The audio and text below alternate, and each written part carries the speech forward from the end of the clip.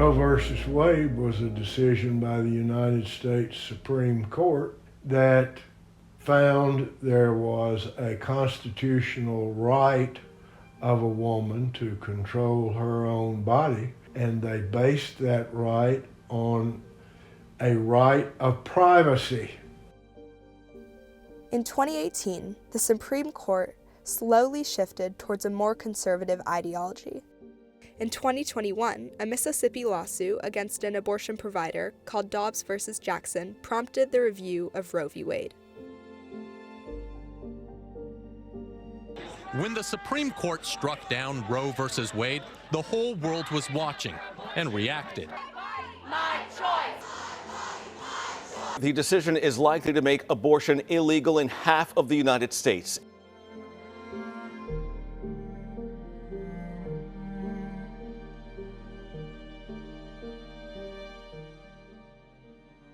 In the South, many had passed laws that said if Roe versus Wade's ever overturned, that the minute it is overturned, our law restricting abortions to almost no circumstances goes into effect. It's like, oh, well, we don't want the federal government to have full human rights for women. We want to keep women as second-class citizens and let the states decide how oppressed women will be. Americans who live in the states in the South don't have the same rights as women who live in Kansas.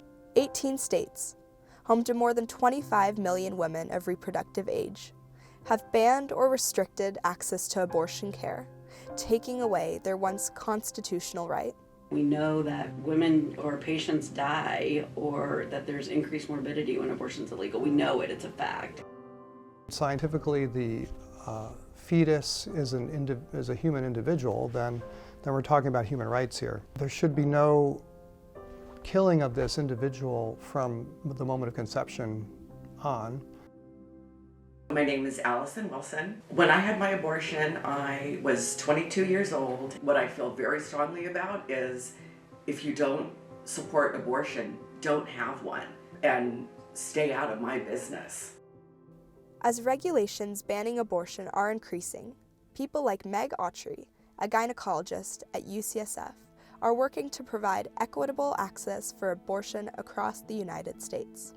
My name is Meg Autry, and I am the founder and CEO of Prowess, protecting reproductive rights of women endangered by state statutes. Growing up in the South, I was very aware of the gambling boats in the Mississippi River, and so I'm like, there's got to be something about these boats that are, that you can gamble on the boats but not on the land. If you look at a map of the U.S. and you look at the Gulf Coast, every state bordering the Gulf is a restrictive state.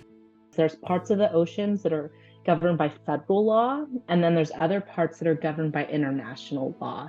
And so that's why you can leave a state and go, still pretty nearby into water, but the power of the state to control stays within its border for the most part. The goal or mission of Prowess is to provide surgical terminations, contraception, STI testing and treatment, and potentially vaccinations in a floating clinic in the Gulf of Mexico. The providers and the crew will get on where abortion's legal, they'll be in the swath, and then we'll have to get patients out there. Our goal would be to serve about 40 patients in a day. We would have 2 providers, like 2 doctors, and then we would have a nurse, medical assistant, a head nurse, and then an anesthetist. It is obvious that turning back of Roe v. Wade has a terribly, really a fatal impact on women and girls of poverty. People in the southernmost United States and the states that we're looking at are poor, more likely to be immigrants or undocumented. This is meant to provide surgical abortions to people who can't afford the time away or afford the other options available to them. Currently, a woman living in Brownsville, Texas, a state with restricted access to abortion, would need to fly to a state such as New Mexico to receive legal abortion services. This could include 2 or more unpaid days off of work and childcare and travel expenses. With the Prowess vessel, this 2-day trip could be shortened and free services would save hundreds of dollars. It would be amazing. I've already signed up to be a volunteer.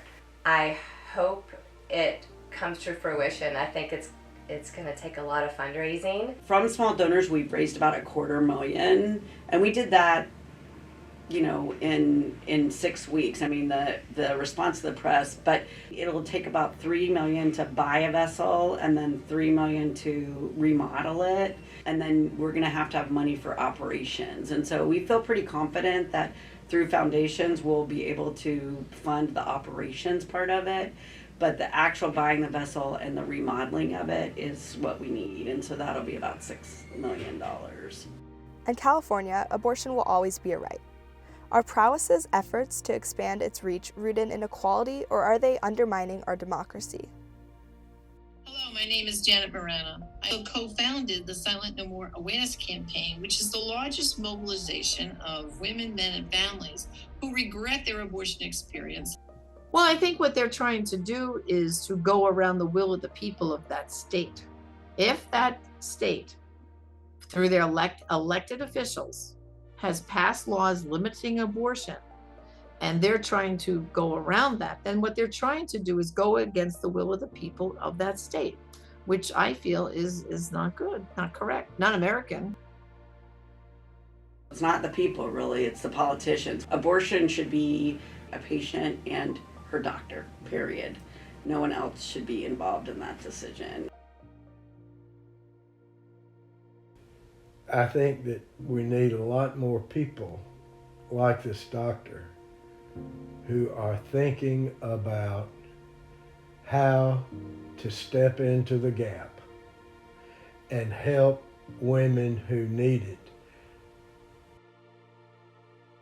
We're not trying to exist in perpetuity. We're trying to be a bridge until our country makes the right decision. If I'm successful in getting this money, I will not be talking to you again.